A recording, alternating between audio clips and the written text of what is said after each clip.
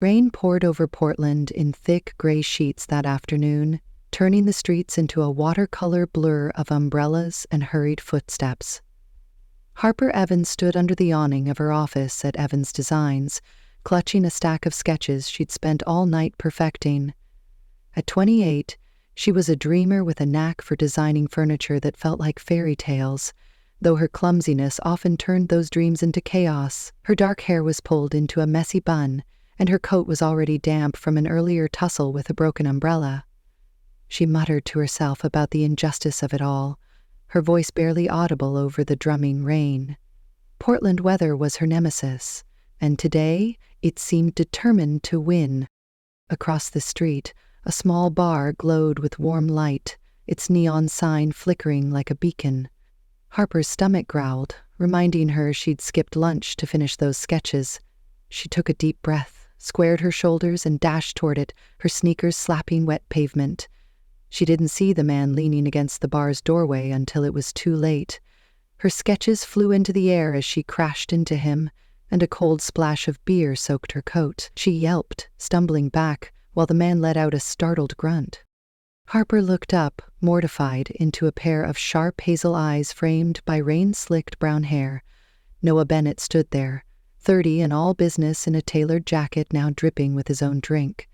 As marketing director of Bennett Creations, the rival company her family had despised for years, he carried himself with a cool confidence that made Harper's skin prickle. He wiped beer off his sleeve, one eyebrow arched as he studied her. "You're a walking hazard, aren't you?" he said, his voice dry but tinged with amusement. Harper's cheeks burned. She scrambled to gather her soggy sketches, avoiding his gaze. "Maybe if you weren't lurking like some bar troll, I wouldn't have hit you." Noah smirked, crossing his arms. "Lurkin'? I was enjoying a quiet drink until you turned it into a shower." He glanced at the mess of papers in her hands. "What are those supposed to be? Modern art?" "They're designs," she snapped, clutching them tighter. "Not that a Bennett would understand anything creative." The name slipped out before she could stop it, and she saw his eyes narrow. He stepped closer, his smirk fading. "And you're an Evans, I take it?" "Figures. Only an Evans would barrel through life spilling chaos everywhere." Harper straightened, brushing wet hair from her face. She knew the history, the bitter rivalry between Evans Designs and Bennett Creations over stolen ideas and cutthroat contracts. Her father Michael had drilled it into her since she was a kid.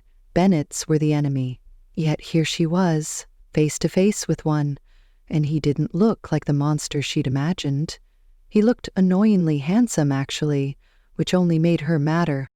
"I'd rather spill chaos than spill profits like your family," she shot back, her voice sharper than she meant. Noah chuckled, a low sound that caught her off guard. "Cute comeback. Too bad it's wasted on a soggy mess like you."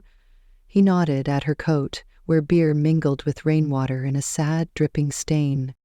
Harper glared, ready to fire another retort, but a gust of wind snatched one of her sketches from her grip. It fluttered toward the gutter, and she lunged for it, only to slip on the wet curb. Noah moved faster, catching the paper mid-air with a grace she envied. He held it out, his fingers brushing hers as she snatched it back. "Careful," he said, his tone softer now. "You might actually hurt yourself next time." She yanked her hand away, her heart thudding for reasons she refused to acknowledge. "I don't need your help, Bennett. Stay out of my way." Noah shrugged, stepping aside with mock politeness. "Wouldn't dream of crowding your disaster zone, Evans." Harper turned and marched into the bar, her soaked coat dripping a trail behind her. She didn't look back, but she felt his eyes on her, that infuriating smirk probably still plastered on his face. She slid into a booth muttering about rude rivals and ruined days, unaware that this messy collision was only the beginning. Somewhere deep down, a flicker of something stirred, a memory too faint to grasp, like a promise whispered in a forgotten playground. A week after her soggy run-in with Noah Bennett, Harper Evans stood in the middle of Portland's downtown convention center, surrounded by the buzz of an interior design expo. The air smelled of polished wood and fresh paint, and her latest creation, a whimsical rocking chair called the Dream Swing, sat proudly on display. She'd spent months perfecting it, weaving fairy tale charm into every curve. Today was her chance to shine, to prove she was more than just the clumsy daughter of Michael Evans. She smoothed her navy blazer, adjusted her glasses, and tried not to trip over her own feet as she greeted passers-by. The crowd thickened as the afternoon wore on, designers and buyers weaving through booths with murmured praise or polite nods. Harper's nerves danced, but she kept a smile plastered on her face. That is, until she spotted a familiar figure strolling toward her booth. Noah Bennett, in a crisp gray sweater and jeans that somehow looked expensive, moved through the expo with the ease of someone who owned the place. His hazel eyes locked onto hers and a slow grin spread across his face. Harper's stomach dropped. Of all the people in Portland, why him? He stopped in front of the dream swing, hands in his pockets, and tilted his head. So, this is what you've been spilling chaos over, huh, Evans? Looks like it might collapse if I sneeze on it. Harper bristled, stepping between him and the chair like a knight guarding a treasure. It's sturdier than your ego, Bennett. Why are you even here? Scouting for something to steal? Noah laughed, a sound that was annoyingly warm despite her irritation. Relax. I'm just here to see what the competition's up to. Bennett Creations has a booth across the hall. Thought I'd check out the famous Evans flare. He leaned closer to the chair, inspecting it with exaggerated care. Not bad, for an amateur. Amateur? Harper's voice rose, drawing a few curious glances. This took months of work. I'd like to see you design something that doesn't scream corporate boredom. His grin widened. Challenge accepted. Let's test this masterpiece of yours. Before she could stop him, Noah plopped down into the dream swing, rocking back with a creak.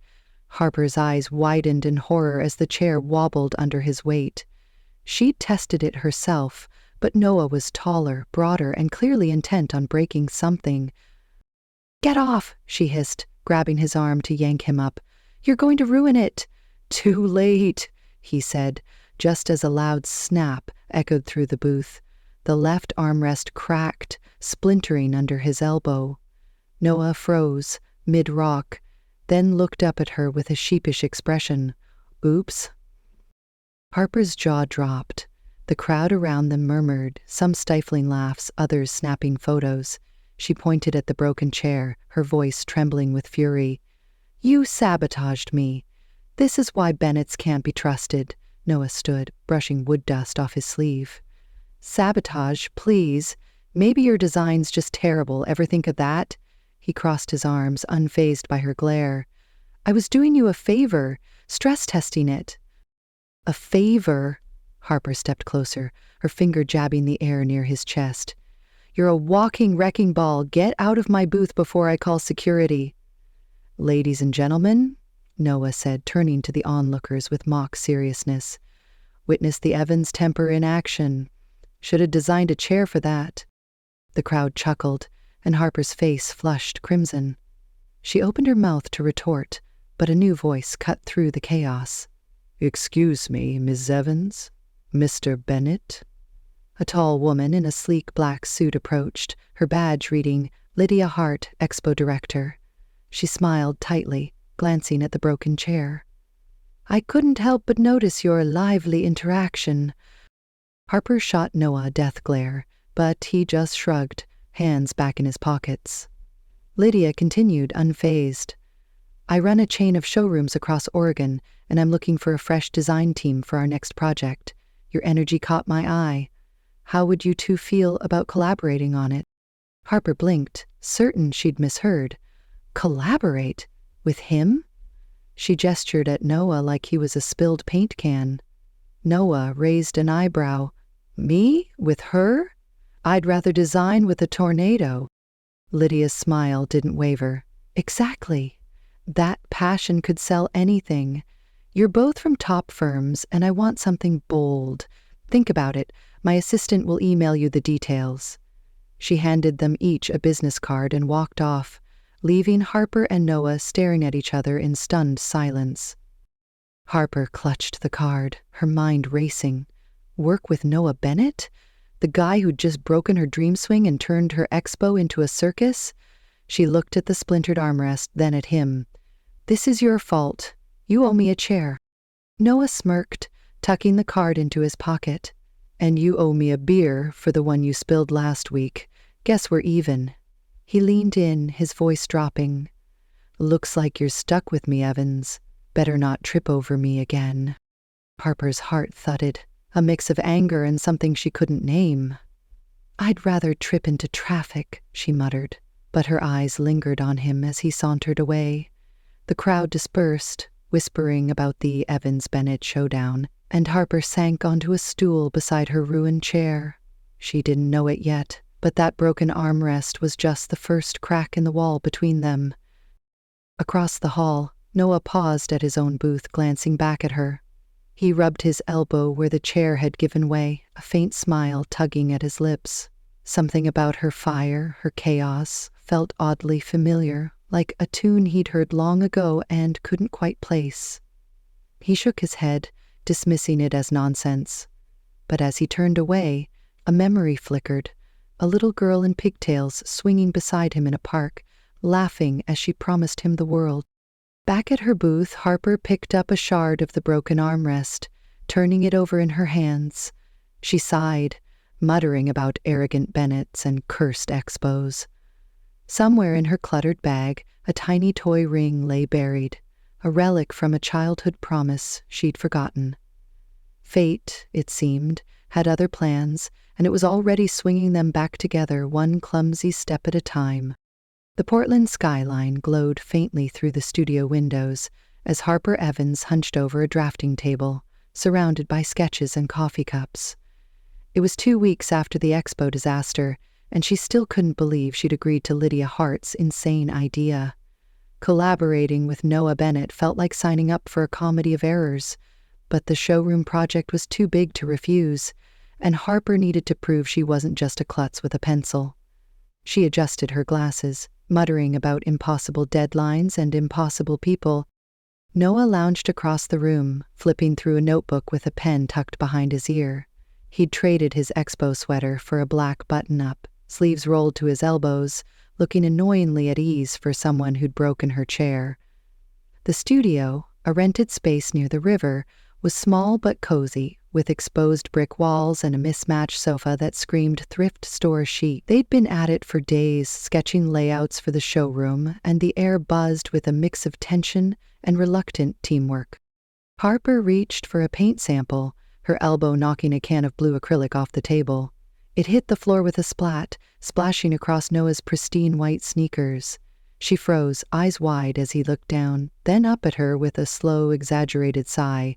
"Really, Evans? First my beer, then my elbow, now my shoes. What's next, my dignity?" She scrambled for a rag, her face flaming. "It's not my fault you've got giant feet in the way. Stay on your side of the room." She tossed the rag at him and he caught it, smirking as he wiped the paint off with theatrical flair. "Maybe if you weren't a human paint bomb, we'd actually get some work done," he said, flicking a speck of blue back at her. It landed on her cheek, and she yelped, grabbing a marker from the table. "Oh, you want to play?" She lunged forward, scribbling a jagged line across his latest showroom sketch before he could stop her. "There! Now it's got some Evans flair." Noah stared at the ruined page, then snatched the marker from her hand. "Fine. Let's see how you like it." He drew a cartoonish mustache on her sketch of a display shelf complete with curly ends. Harper gasped, half laughing, half outraged, and grabbed a pencil to retaliate. For the next 5 minutes, the studio turned into a battlefield of doodles and muffled giggles, their bickering dissolving into something almost fun. When they finally collapsed onto the sofa, breathless and smudged with ink, Harper caught herself smiling at him. Noah grinned back, holding up his defaced notebook. "Truce, or do I need to draw you a unibrow next?" "True," she said, wiping paint from her cheek, "but only because I'm winning." He chuckled, and for a moment the rivalry felt distant, replaced by an odd warmth she didn't expect. They went back to work, quieter now, passing sketches and ideas with less snark. Maybe he wasn't the worst, she thought, though she'd never admit it out loud. That weekend, Harper needed a break. She wandered to a park near the studio, a quiet spot with winding paths and a rickety old swing set.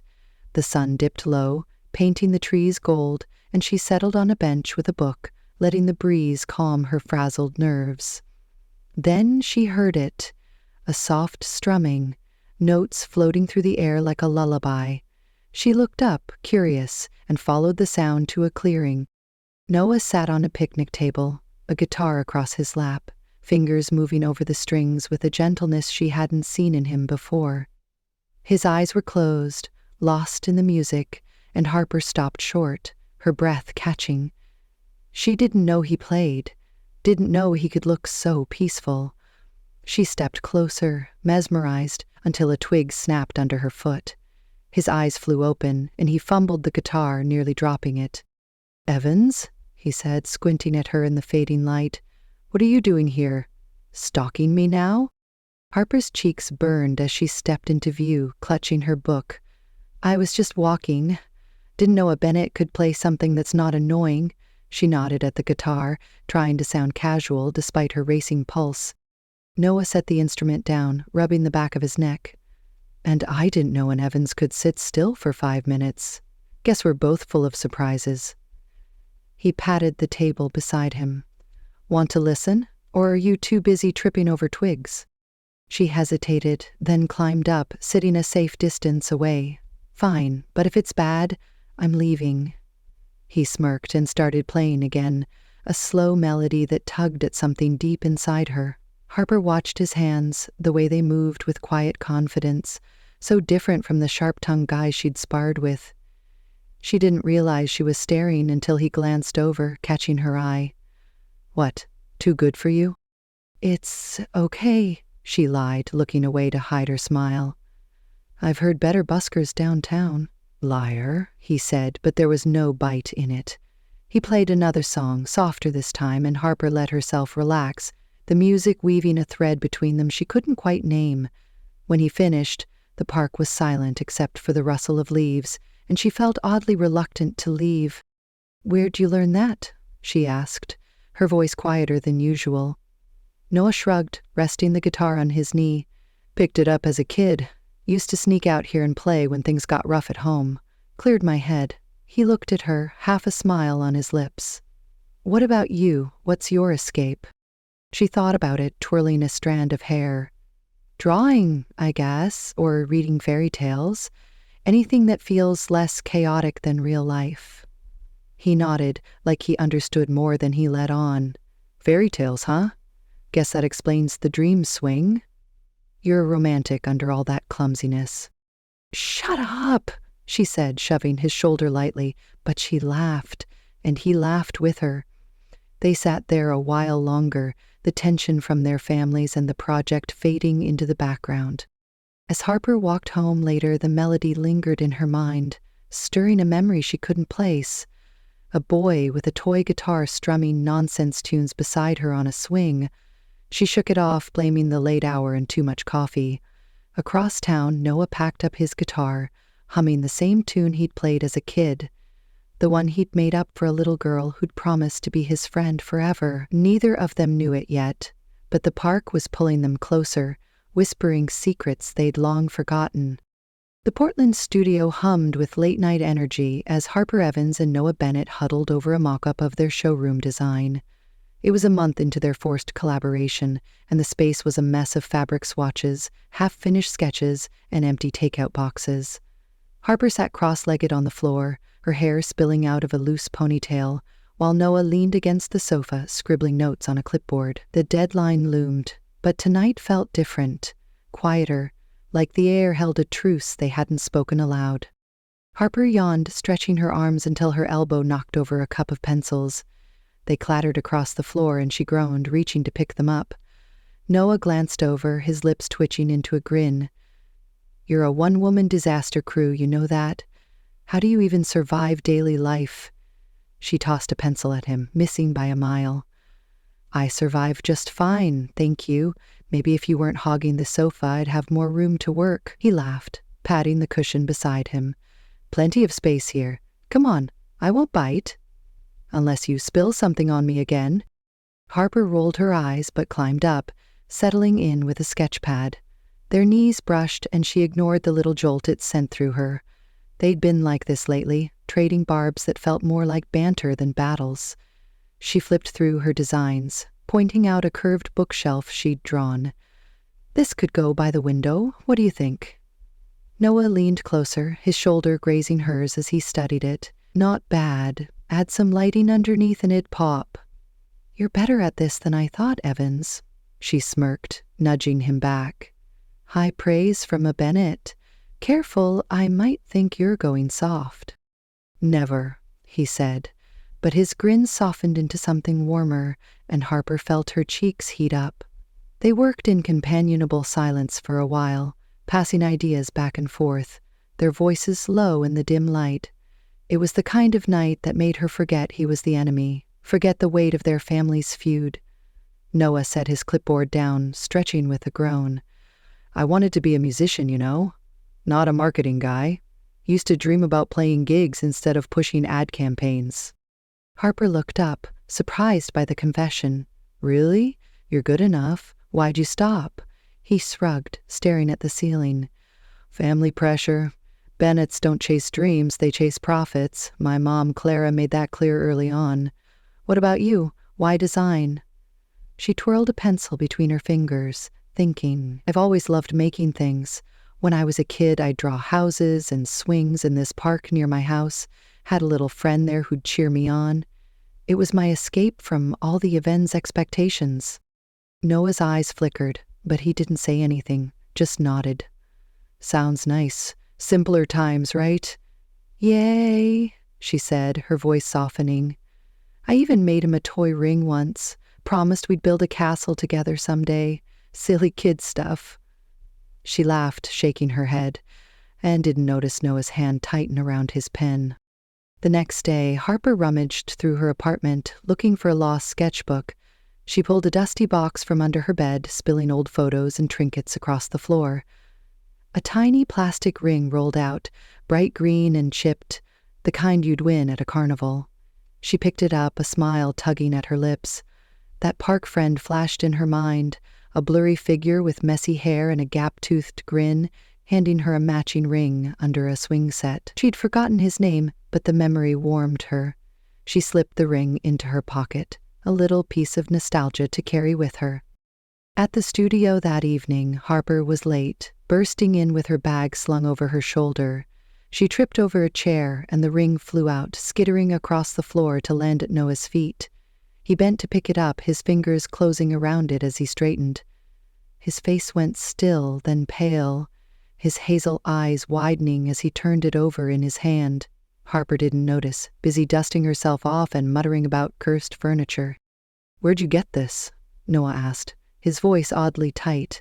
She glanced over, shrugging. "Found it in an old box from some kid I used to know. Why?" Noah didn't answer right away. He reached into his wallet, pulling out a faded green ring, identical to hers except for a crack down the middle. He held them side by side, and Harper froze, her breath catching. "No way," she whispered, stepping closer. "That's yours?" He nodded, his expression a mix of shock and something softer. "I made these 20 years ago, in that park. You were the girl with the pigtails always drawing. You gave me one. Said we'd be friends forever." Harper's heart pounded as memories flooded back. The swings, the laughter, the boy who'd strummed a toy guitar while she sketched. "That was you? Noah?" "Yeah," he said, his voice rough. "I didn't know until now. Thought I'd lost you for good." She stared at him, the rings glinting between them, and laughed, a shaky sound. "This is insane. I've been fighting my childhood best friend over a stupid chair?" He grinned, stepping closer. "And I've been dodging paint from the girl who promised me a castle. Guess we're even." They stood there, the studio fading around them, two kids reunited by a pair of cheap rings. Harper felt a pull she couldn't ignore, a thread from their past tugging her toward him. "We should celebrate," she said, impulsive. "There's a concert downtown tomorrow. Want to go?" Noah's eyes lit up. "Only if you promise not to spill anything on me." "No promises," she teased, and he laughed, the sound wrapping around her like a melody. The next night they stood shoulder to shoulder at the concert, a local band playing under twinkling lights. Noah slipped the ring onto his pinky, and Harper did the same, their hands brushing as the music swelled. She didn't pull away this time, letting the warmth of his touch sink in. Back at her apartment, Harper sat on her couch, twirling the ring on her finger. Noah Bennett wasn't just her rival anymore. He was her past, her what if, and maybe her future. Across town, Noah strummed his guitar, the same tune he'd played as a kid, smiling at the ring on his hand. Fate had swung them apart, then back together, and neither of them could deny the spark growing between them. Portland's autumn leaves crunched under Harper Evans's boots as she walked to the studio, her mind still buzzing from the concert with Noah Bennett. It had been a week since they'd uncovered their childhood connection, the toy rings tying their past to this fragile present. She couldn't stop smiling, replaying how his shoulder had brushed hers under the stage lights, how he'd hummed along to the music like no one else existed. The showroom project was nearly done, and for once, she felt like everything might actually work out. That hope shattered the next morning when her phone buzzed with a text from her father, Michael Evans. "Come to the office now." No explanation, just those stark words. Harper's stomach twisted as she grabbed her coat and headed to Evans Designs, the towering glass building that had been her family's pride for decades. She found Michael in his office, pacing behind his desk, his gray hair ruffled and his jaw tight. A newspaper lay open in front of him. A grainy photo splashed across the page, her and Noah at the concert, laughing, hands almost touching. "What's this?" Michael snapped, jabbing a finger at the picture. "You and a Bennett? Explain yourself, Harper." She swallowed, clutching the strap of her bag. "It's not what it looks like, Dad. We're just working together on the showroom thing, that's all." It wasn't all. Not anymore. But she couldn't say that yet. Michael's eyes narrowed. Working together? With a Bennett? After everything they've done? 15 years ago, Clara Bennett sued us over a chair design, nearly bankrupted us. I told you to stay away from that family. He slammed the paper down, his voice rising. "This stops now.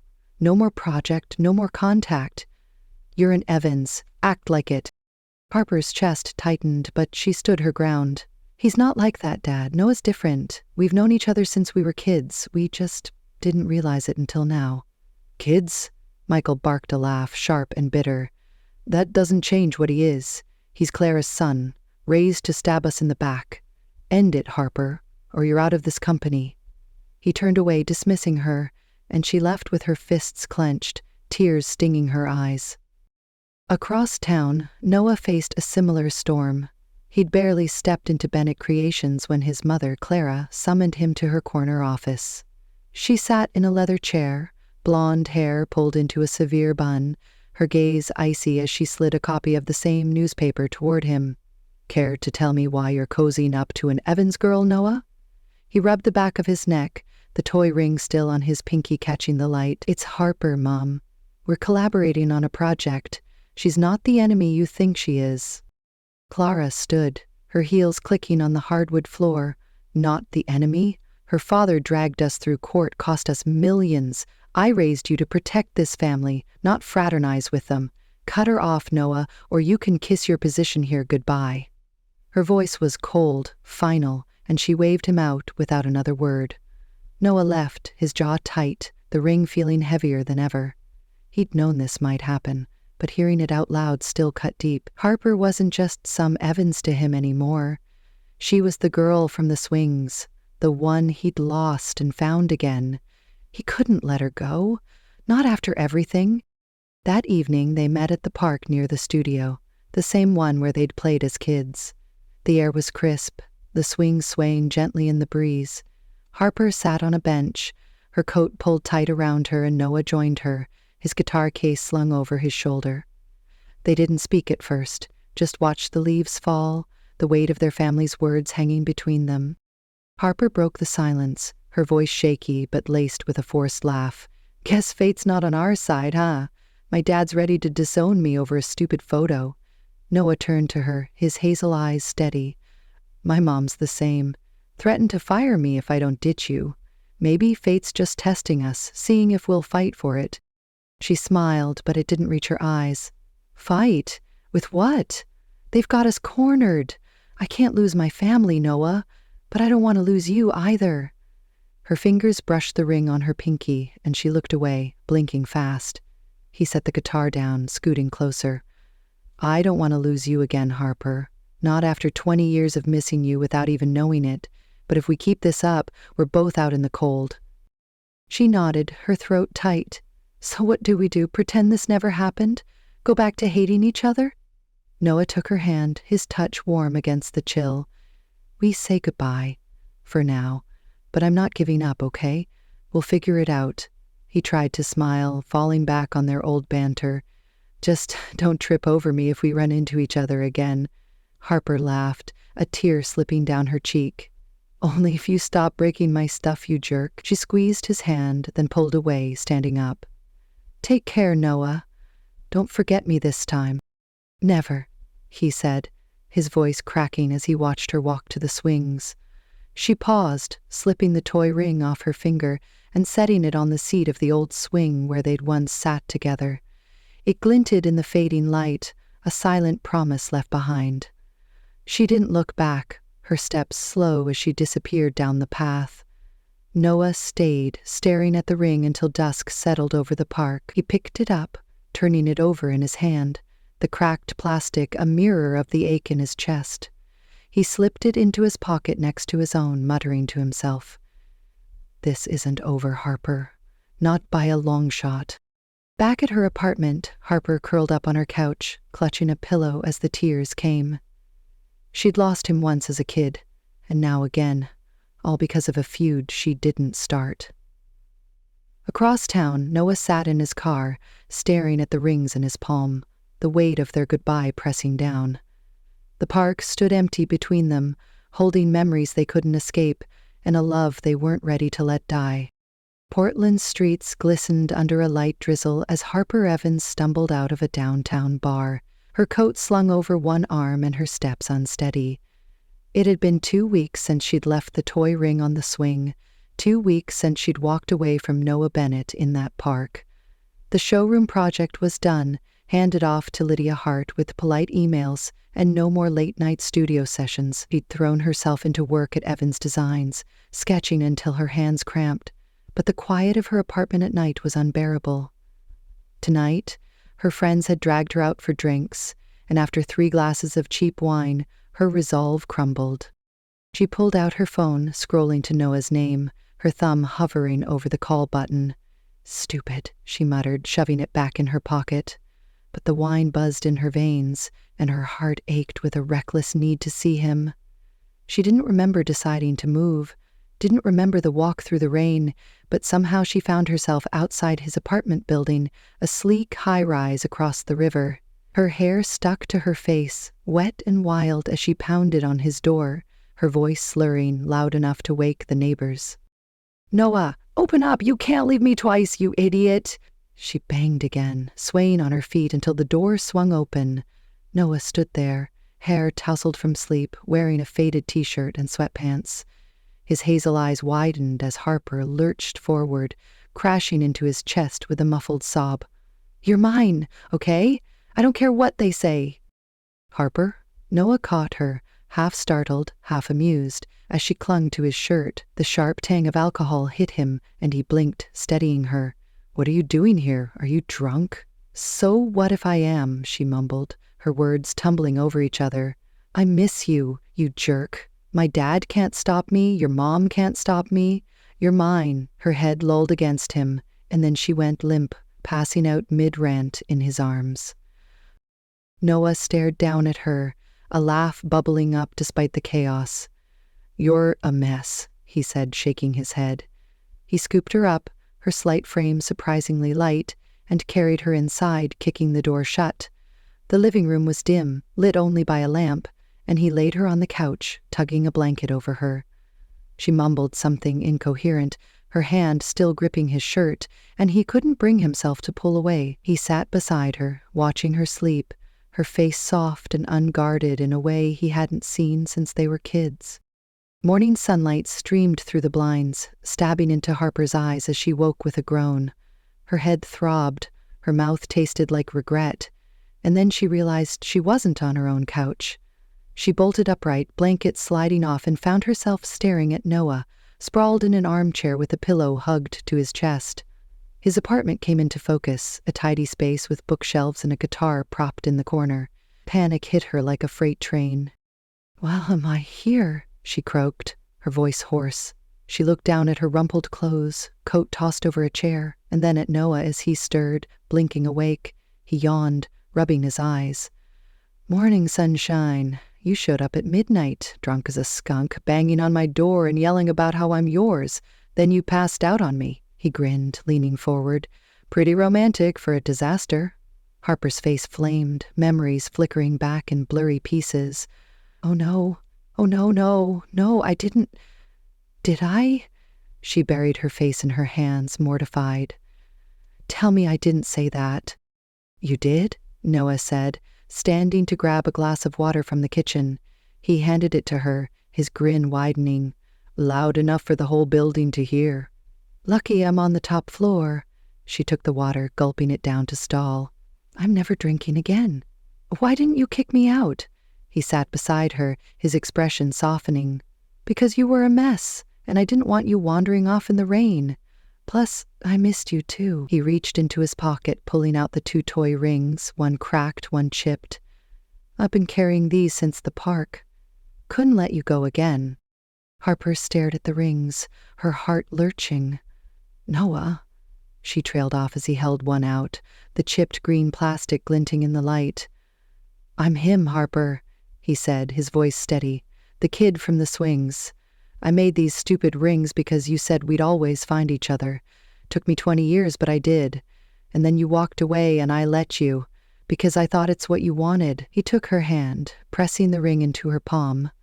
"But last night, that told me you don't want this over any more than I do." Her eyes welled up, the fog of her hangover lifting as his words sank in. She closed her fingers around the ring, looking at him, really looking. The boy with the toy guitar, the one who'd laughed at her messy sketches, was right here, grown up and staring back with the same quiet promise. "You're really him?" she whispered, a tear slipping free. "I've been mad at my best friend this whole time." Noah nodded, brushing the tear from her cheek. "And I've been fighting the girl who swore she'd build me a castle. Guess we're stuck with each other." She laughed, a shaky, joyful sound, and threw her arms around him, burying her face in his shoulder. "I'm sorry I ran here drunk. I couldn't stand it anymore. I don't care what my dad says, or your mom. I want this. Us." He hugged her back, his chin resting on her head. "Me too. I'm done letting them decide for me. We've lost enough time." He pulled back, grinning. "But you're not allowed near wine again. You're a menace." "Shut up," she said, shoving him lightly. But she was smiling, brighter than she had in weeks. They sat there, rings back on their pinkies, the weight of their family's feud fading under the truth of their past. "What now?" she asked, leaning into him. Noah grabbed his phone, typing fast. "Now? We start over. I've got savings, you've got talent. Let's open a studio, just us. No Evans, no Bennetts, just Harper and Noah." She nodded, her hand finding his. "Deal. But I'm designing, and you're not touching my chairs." He laughed, pulling her closer. "Fine, but I'm playing the music." The rain tapped against the windows, a soft rhythm to their new beginning, and Harper felt the pieces of her life click into place. She'd woken up in his arms, confused and hungover, but now she knew exactly where she belonged, with the boy she'd promised forever to, all those swings ago. Portland's spring sun spilled over the city 6 months after Harper Evans had stumbled into Noah Bennett's apartment, drunk on wine and determination. The drizzle of that night was a distant memory, replaced by clear skies and the hum of a new life. Harper and Noah had taken their leap, pooling their savings to open a small studio on a quiet street near the river. They called it Swings and Strings, a nod to their childhood promises, with Harper's whimsical furniture designs lining one side and Noah's acoustic melodies filling the air on open mic nights. It wasn't grand, just a cozy space with mismatched chairs and a chalkboard sign, but it was theirs. Harper stood behind the counter one afternoon, sketching a new table while Noah tuned his guitar nearby. She wore a green apron smudged with paint, her hair tied back with a pencil stuck through the bun. Noah, in a faded plaid shirt, strummed a few chords, glancing at her with a grin. "You're going to poke your eye out with that pencil one day," he said, nodding at her makeshift hair tie. She stuck out her tongue, waving her sketch at him. "Better than poking you with it, which I'm tempted to do if you keep distracting me."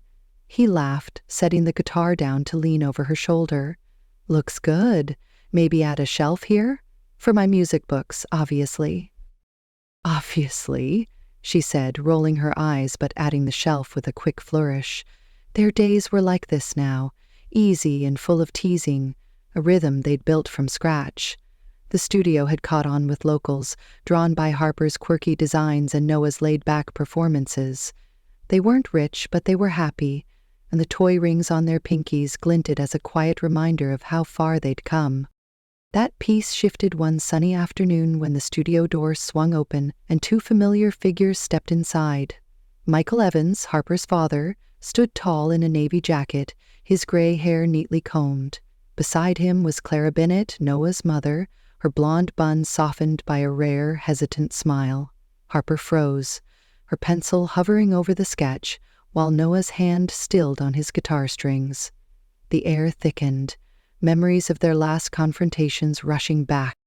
"Dad," Harper said, stepping forward, her voice wary. "What are you doing here?" Michael cleared his throat, glancing at Clara before speaking. "We need to talk, both of you." He nodded at Noah, who set his guitar down and stood, his jaw tight. Clara stepped closer, her heels clicking softly. "We saw the article about this place. Swings and Strings takes Portland by storm." "You've done well despite everything." Her voice was measured, but her eyes lingered on Noah with something like regret. Harper crossed her arms, bracing herself. "If you're here to drag us back or shut us down, save it. We're not leaving this." Noah moved beside her, his shoulder brushing hers. "Yeah, we're done with ultimatums." "What's this about?" Michael raised a hand, his expression softening. "No ultimatums. We've been wrong, Harper. I thought cutting you off would protect you, but I've never seen you this happy." He looked around the studio, at the chairs and the guitar, and sighed. "I miss my daughter." Clara nodded, her gaze on Noah. "And I miss my son.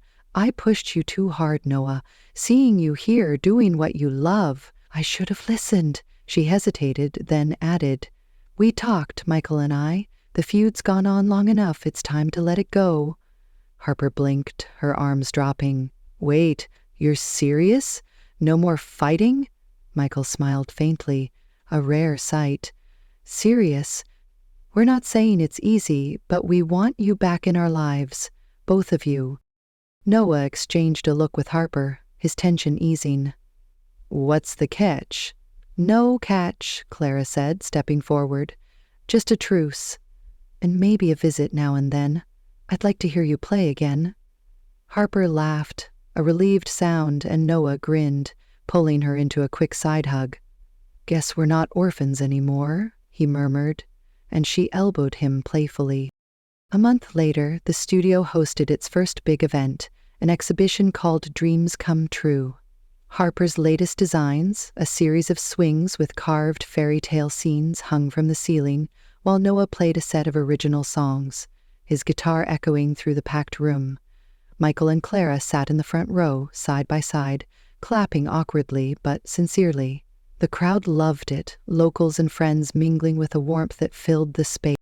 Afterward, Harper and Noah slipped out to the park where it all began, the old swing set still standing under a canopy of trees. They sat on the swings, the toy rings catching the moonlight as they rocked gently. Harper leaned her head on the chain, smiling at him. Was all this worth it, leaving everything behind? Noah reached over, his hand finding hers. "Worth it. You're all I need, then and now." He kissed her knuckles, the ring cool against her skin, and she laughed, swinging higher. "Guess we're engaged again," she said, holding up her pinky with the ring. "Forever this time," he replied, his voice soft but sure. They swung in sync, the creak of the chains blending with their laughter, a sound that carried over the years they'd lost and found again. Back at their apartment that night, Harper curled up on the couch beside Noah, a bowl of popcorn between them. The rings stayed on, a promise kept from a playground to a life they'd built together. Michael and Clara had left with a promise to visit soon, the feud buried under a handshake and a shared glass of wine. The studio thrived, their love grew, and Portland wrapped them in its quiet embrace. Harper tossed a popcorn kernel at Noah, grinning as he caught it in his mouth. "Don't get smug," she said. "I'm still the better designer. And I'm still the better musician," he shot back, pulling her closer. "But I'll let you win this one." She nestled into him, the past fading into a story they'd tell someday, about a girl who woke up in a boy's arms and found her way home. The swings swayed in their memory, and the strings played on, a perfect ending to a love that fate refused to let go.